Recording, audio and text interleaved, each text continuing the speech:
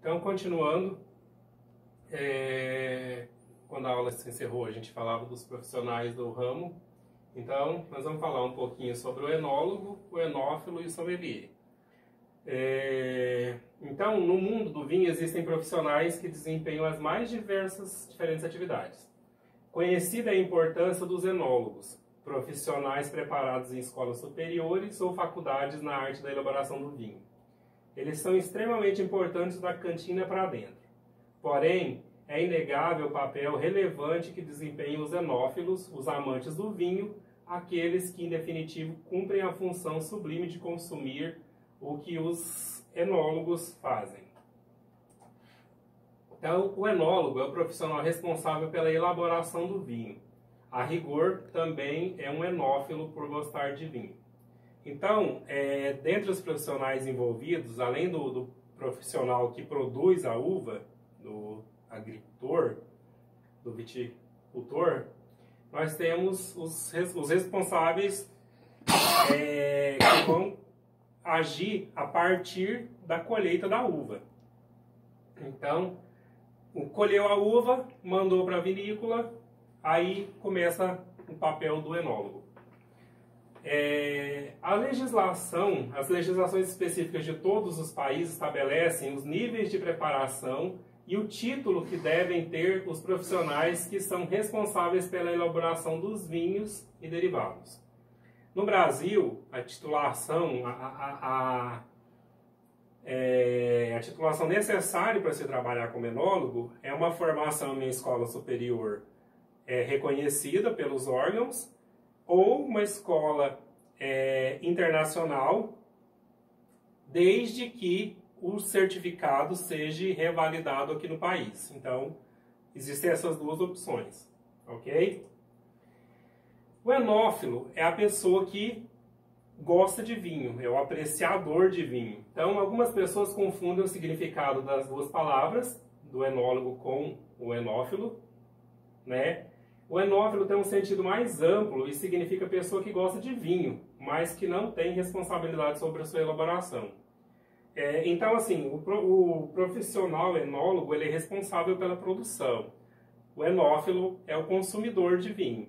Embora alguns possam entender mais de vinho do que alguns profissionais enólogos, alguns desses consumidores, porém, o profissional é o enólogo. O profissional sommelier, ele é o que desempenha a função nos restaurantes. Ele é um conhecedor de vinho, é o chamado maître das bebidas e dos charutos. O sommelier, há algum tempo atrás, ele, além das bebidas, ele é responsável pelos charutos.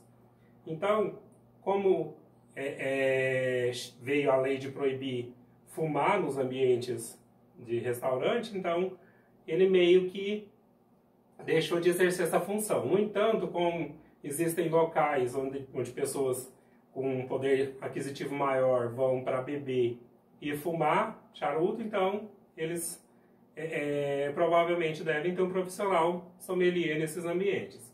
Mas enfim, e também lembrando que o sommelier ele não é só responsável pela carta de vinhos do restaurante, ele também é responsável por todas as outras bebidas, que vai desde o café ao chá e as demais bebidas alcoólicas. Ou seja, o sommelier ele deve conhecer para poder orientar seu cliente sobre todo tipo de bebida, desde a água, café, chás e muito especialmente bebidas alcoólicas. Atualmente, com o advento da fase dos charutos, voltou a fazer parte das suas atribuições. Foi o que eu falei anteriormente. Então, o enólogo é o indivíduo que perante o vinho toma decisões e o enófilo é o indivíduo que perante as decisões toma vinho. Então nós vamos falar sobre os melhores vinhos. O que faz a diferença entre os vinhos é o cuidado na seleção das melhores uvas. Para produzir um bom vinho é necessário ter uma boa uva, para a qual um solo e clima adequados são fundamentais, além do manejo de um experiente enólogo. No que tange a produção da uva, foi o que eu falei para vocês. É o que a gente chama de terroir. O terroir que define as melhores uvas e, consequentemente, um terroir bom vai dar origem a um vinho bom. É simples assim. As uvas de vinificação são diversas e não conseguem adaptar-se em qualquer lugar do planeta. Ou seja, algumas cultivares, algumas variedades de uva, elas só vão ser encontradas nos locais onde elas originaram. Elas não se adaptam a outros lugares do mundo. Já outras se adaptaram a diversos outros lugares. Elas são produzidas em diversas partes do mundo. Cada uma tem seu solo predileto, que lhe dá características próprias de sabor, corpo e acidez. Aqui, o que quer dizer é o seguinte, que, como eu falei para vocês, a questão do solo, aliada à questão do clima e a questão do cultivo, caracterizando o terroir, ele interfere na qualidade nesses aspectos aqui, ó, no sabor, no corpo, na acidez. Porque não é porque uma uva é cultivada aqui e a mesma uva é cultivada nos Estados Unidos que elas vão ser iguais. Então, o solo é diferente, o clima é diferente, o manejo que vai ser empregado vai ser diferente, então você vai ter características distintas entre essas uvas, mesmo elas sendo de mesma variedade. Então, falando um pouco das uvas, a gente tem a Cabernet Sauvignon, que é o tipo mais famoso no mundo. Os vinhos produzidos com Cabernet Sauvignon são fortes em sua cor e seus taninos, e têm vida longa. Na sua juventude, seus aromas são de frutas vermelhas, cerejas e groselhas, evoluindo com o tempo para aromas mais complexos de chocolate, cedro e tabaco. A característica, como eu falei para vocês no estudo dirigido, que confere a coloração mais escura, os tons mais escuros de vermelho, mais rubros no vinho, são as antocianinas. Os taninos são a substância para quem já teve a oportunidade de comer um caqui, e um caqui verde, assim, ou um processo de maturação não completo ainda, ele, quando você morde, você tem uma sensação de que a boca está se retraindo. Isso ocorre em função da presença muito de elevada quantidade de taninos. Os taninos são responsáveis por essa sensação de adstringência na boca. Então, uma quantidade de vinho, uma quantidade muito grande de tanino num vinho, por exemplo, poderia ser percebido como adstringência. Como eu comentei com vocês também, um vinho, quando ele é produzido, um vinho jovem, ele apresenta um aroma determinado. Mas com o passar do tempo, ele vai apresentar aromas diferenciados da juventude, que é como são chamados os vinhos mais novos. Então, para essa uva, para Cabernet Sauvignon, o vinho jovem ele apresenta esse aroma de frutas vermelhas, cerejas, groselhas, mas com o passar do tempo ele vai evoluindo para aromas de chocolate, cedro e tabaco. A cepa ela é originária da região de Médoc, na França. É, sem dúvida, a cepa que melhor adaptou-se no nosso planeta e que produz, talvez, os melhores vinhos do mundo. Quando eu falei anteriormente que algumas variedades são produzidas em diversas regiões do mundo, um exemplo é a Cabernet Sauvignon. Ela se adapta muito bem a várias regiões do planeta. Merlot é mais cultivada na margem direita do Gironde, em Bordeaux, na França. É a segunda cepa que se cultiva bem no mundo inteiro. A Merlot produz vinhos aveludados, redondos, que podem parecer mais agradáveis para os iniciantes devido à sua suavidade. Os aromas do Merlot são de frutas evoluindo para o tabaco e a madeira. Então a gente tem a região de produção de origem, né, da Merlot. É a segunda cepa mais cultivada no mundo, ou seja, a segunda que melhor se adapta no mundo. Ela apresenta vinhos aveludados, vinhos redondos, que para um paladar de iniciante seria bem mais atrativo do que a anterior, que era a Cabernet Sauvignon, que apresenta um vinho mais forte, por assim dizer. Para quem não tem o hábito de consumir, vai achar um vinho forte, um vinho... pesado não seria a palavra, mas um vinho de mais difícil degustação, ok? E com relação aos aromas, os vinhos jovens são frutados e com o passar do tempo, com o amadurecimento, vai passar de tabaco a madeira, ok? Pinot Noir é uma cepa borgonhesa, ou seja, ela é originária da região de Borgonha, na França. É difícil de se dar todo o seu potencial se não for de boa qualidade, mas é imbatível quando produz um grande Borgonha. Ou seja, as Pinot Noir dão origem aos vinhos Borgonha, que são produzidos na região da Borgonha, na França. Essa qualidade elevada da uva, você só consegue atingir se ela for produzida ali, na região de Borgonha, na França.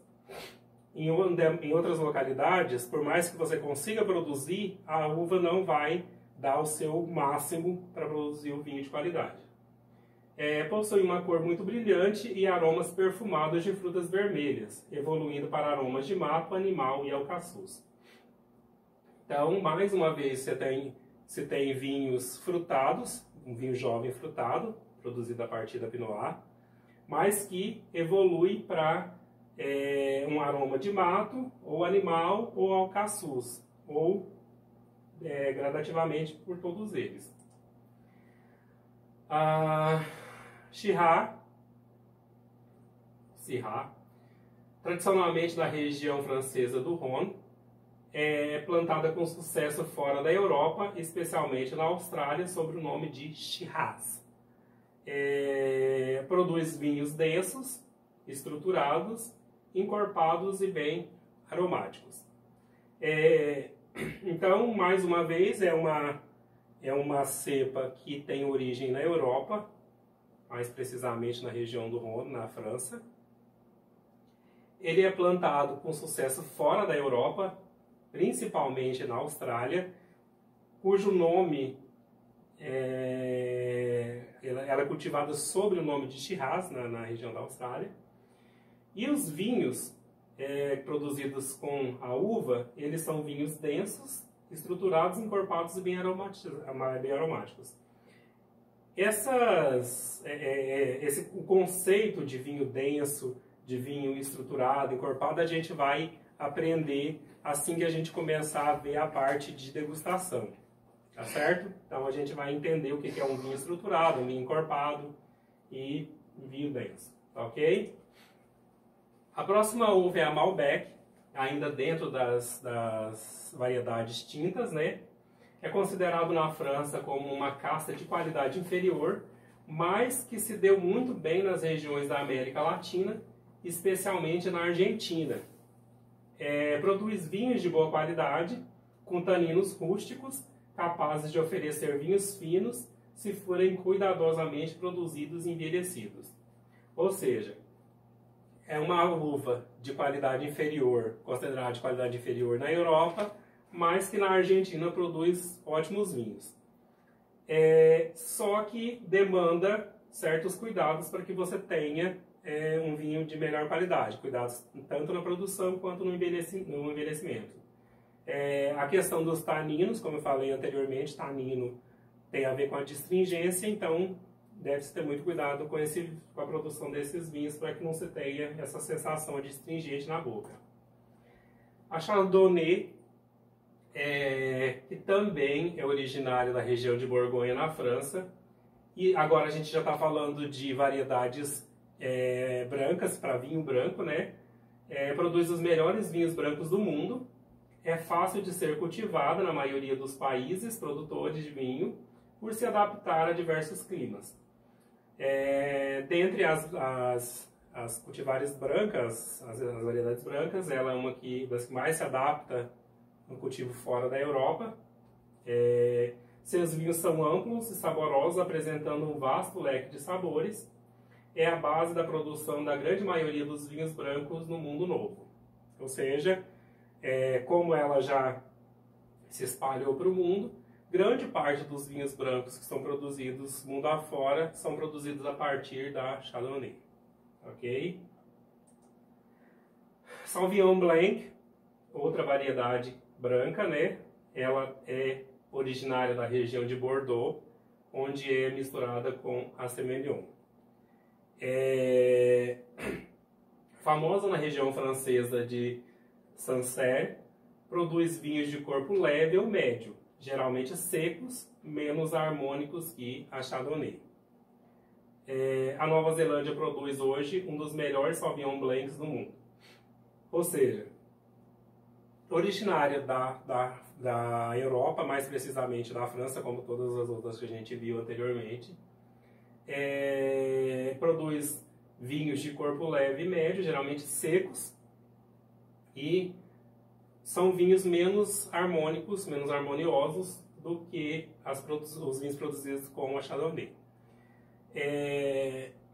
E ela é misturada com uma outra cultivar, com uma outra variedade para que se produza os vinhos na região de Bordeaux. Ela é misturada com a Semillon, que juntas vão dar origem aos vinhos brancos produzidos naquela região. A Riesling, conhecido como uma grande uva da Alemanha, produz vinhos de personalidade, de alta acidez, refrescantes, que nunca passam por envelhecimento em barricas, com sabores florais. Produz também vinhos doces. Então, essa variedade é utilizada, é uma variedade de origem alemã, né? E é utilizada na produção de vinhos doces, com aromas florais, e vinhos de alta acidez e refrescância. Porém, esse vinho ele não passa por um processo de envelhecimento em barricas de madeira.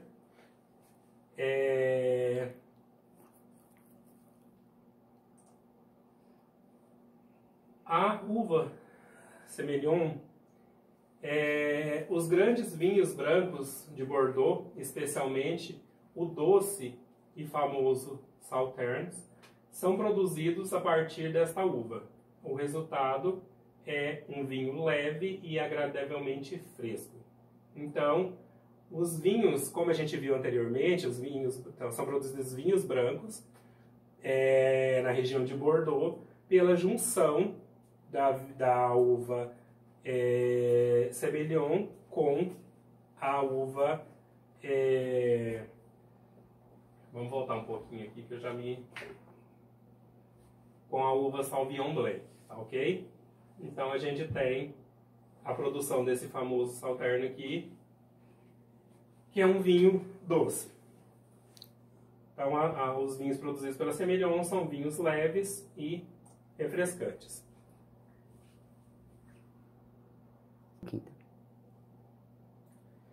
Dando sequência aqui, então a gente vai falar um pouco sobre as áreas superficiais de vinhedos no mundo. Então, como era de se esperar, a maior área de vinhedo no mundo está localizada na Europa, seguida da Ásia, posteriormente América, as Américas, África e, por fim, menor quantidade, Oceania. Então a gente tem um mapa que mostra as regiões ali e a gente tem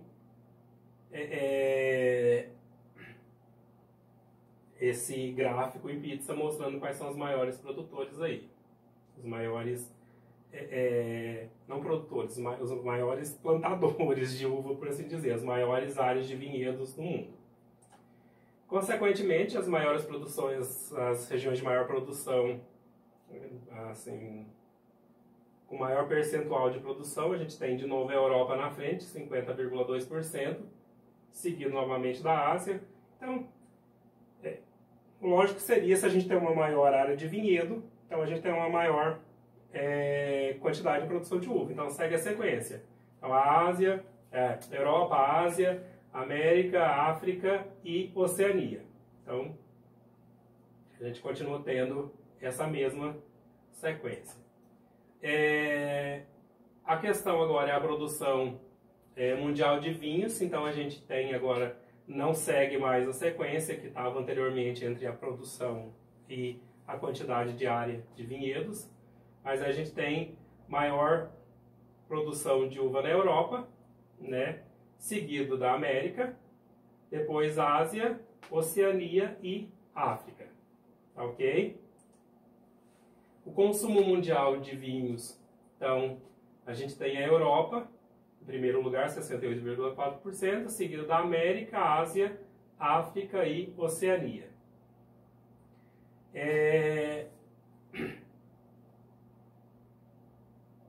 Só para a gente voltar aqui rapidão, então a gente tem o gráfico que fala da produção mundial, seguido do consumo mundial, e a sequência é a mesma, onde se produz mais, se consome mais. Então, aqui a gente tem um ranking da produção e consumo, litros per capita ano. Então, em primeiro lugar está a França, com 5,2 litros por pessoa por ano, seguido da Itália e Espanha, que são os países europeus. Aí depois vem Estados Unidos, Argentina, Austrália, China. O Brasil ele está em 15º no ranking de produção de vinhos, e no ranking de consumo de vinhos ele está em 99º lugar, tá ok? O consumo de vinho no Brasil é de 1,65 litros por pessoa por ano, enquanto a produção é de 0,32 litros por pessoa por ano. Ou seja, nós consumimos mais vinhos de fora em função da baixa produção do que a gente poderia estar consumindo se fosse produzido vinhos de melhor qualidade no país. Então a gente poderia ter uma produtividade maior e um consumo maior. Se a gente consome em média 322 ml de vinho por ano, mas a gente produz 320 ml de vinho por ano por pessoa e consumimos 1 litro e pouco, isso quer dizer que a maioria está sendo consumida de vinhos importados, né? Então vamos falar sobre o consumo de vinho no país. Então a gente tem um ranking de consumo por estado. O primeiro estado em consumo é o Rio Grande do Sul, 4,8 litros por pessoa por ano. E seguido de São Paulo, Paraná. E o último é o Maranhão e Piauí, com 0,08 litros por pessoa por ano. O estado do Rio Grande do Sul é o maior consumidor e, consequentemente, é o maior produtor de vinhos no Brasil também. Então, a gente tem as regiões vinícolas do Brasil. A gente tem o Rio Grande do Sul com 92% da produção nacional de vinhos. Essas regiões são as maiores produtoras de vinhos no Rio Grande do Sul, que é Bagé, Dom Pedrito, Pinheiro Machado e Santana do Livramento. Na região sudeste do Rio Grande do Sul, e na Serra Gaúcha a gente tem Canela, Garibaldi, Gramado, Farroupilha, Veranópolis, Caxias do Sul, Flores da Cunha e Bento Gonçalves, produtores de vinhos. E a gente tem a produção de vinhos na região nordeste também, que é o submédio do São Francisco, na região de Orocó, Petrolina, Lagoa Grande, Santa Maria da Boa Vista no Pernambuco, e Curaçá, Juazeiro, Casa Nova e Sobradinho na Bahia. Ok? Vamos falar um pouco sobre a uva, sobre a videira propriamente dita. Então, a uva é o fruto da videira, ou a vinha. Pertence à ordem Ranidia, família Vitaceae, subfamília Ampelidae, o gênero é o Vitis e as principais espécies conhecidas assim e utilizadas para produção de vinhos e uvas de mesa são a Vitis vinifera, a Vitis lambrusca, a Vitis burkina, a Vitis rupestris e tem as outras também. Então, a gente tem as espécies que são, ou na verdade as variedades dentro da espécie que são as tintas de casca e polpa tintas, e tem as tintas de casca, tinta e polpa branca. E para as variedades brancas a gente tem de casca e polpa brancas. Ou seja, só para as tintas que a gente tem uma variedade, que você pode ter as uvas que tanto a polpa quanto a casca são tintas, ou você tem casca, tinta e polpa branca. Mas para as brancas, tanto a casca quanto a polpa são brancas. Como eu já falei anteriormente, para vinhos finos, as variedades europeias são as mais utilizadas, que são as que provêm da Vitis vinifera, né? E elas são as mais susceptíveis a doenças e são as mais exigentes em tratos culturais. Como eu falei anteriormente, em função de uma praga, você teve praticamente todos os vinhedos da Europa dizimados. Então, elas são extremamente susceptíveis à doença. O que não ocorre com as espécies americanas, tipo a Vitis lambrusca, a burkina e assim por diante. Essas outras variedades, a lambrusca, a burkina, elas produzem os vinhos que são chamados vinhos de mesa, que são variedades americanas, são vinhos produzidos a partir das variedades americanas, que são vinhos mais simples, que são consumidos no dia a dia, aqueles vinhos que a gente encontra por preços atrativos nos mercados, né? Os tipos de uva, então, como eu falei, a gente tem variedades, que são variedades oriundas de espécies como Vitis viníferas, lambruscas, e a gente tem também os híbridos. Para as uvas tintas, a gente tem variedades da Vitis vinífera, a Cabernet Sauvignon, a Cabernet Franc, a Pinot Noir, Merlot e a Tannat. Para a Vitis lambrusca, que são as espécies americanas que dão origem aos vinhos mais simples, os vinhos comuns, a gente tem a York Madeira, Concorde, Isabel, a Tercy e a Bordeaux. E os híbridos Venus e Rúbia.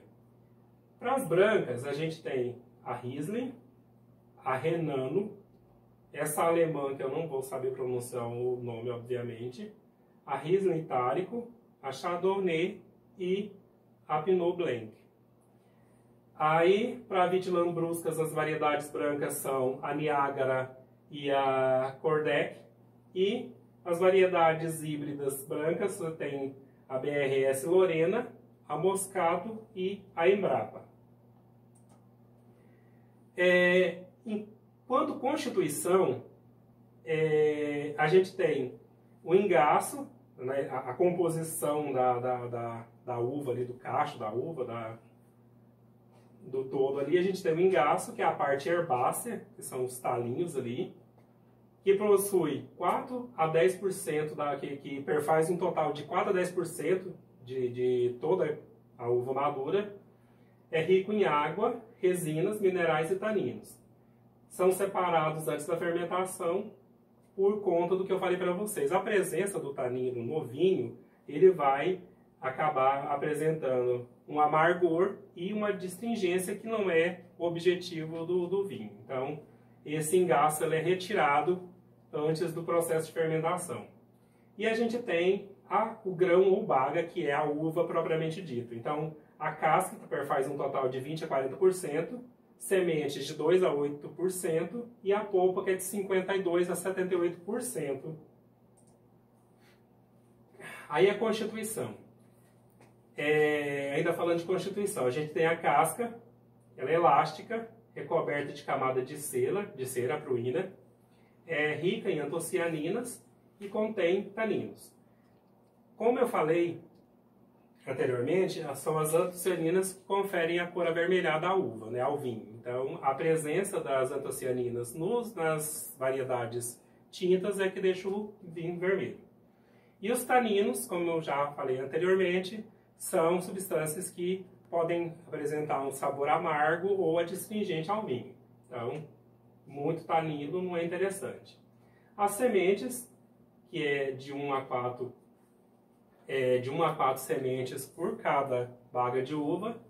Ela é fonte de óleos comestíveis. Para quem já deve ter visto no mercado, tem óleos de semente de uva como cosmético, como diluente, algumas coisas.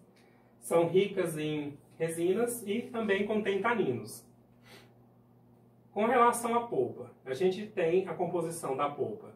A água, os carboidratos, glicose, frutose, sacarose, os ácidos orgânicos, o tartárico, o málico, compostos fenólicos, ácidos fenólicos, flavonoides, as antocianinas, que são as substâncias responsáveis pela coloração vermelha do vinho, compostos nitrogenados, proteínas, polipeptídeos, aminoácidos, sais amônico, os minerais, potássio, cálcio, magnésio e ferro, as vitaminas C1, B1, B2, nicotinamida, piridoxina, biotina, ácido fólico e os compostos aromáticos, que são os terpenos, os álcools, os aldeídos, acetonas e os ésteres, que são os compostos responsáveis pelo bouquet, ou seja, pelo cheiro do vinho, me faltou a palavra agora, pelos aromas do vinho. Então, a gente tem toda uma composição, só que a gente precisa entender o seguinte: essa composição ela não é a mesma em todas as uvas que são produzidas no Brasil, ou que são produzidas em regiões do Brasil distintas, ou em lugares do mundo.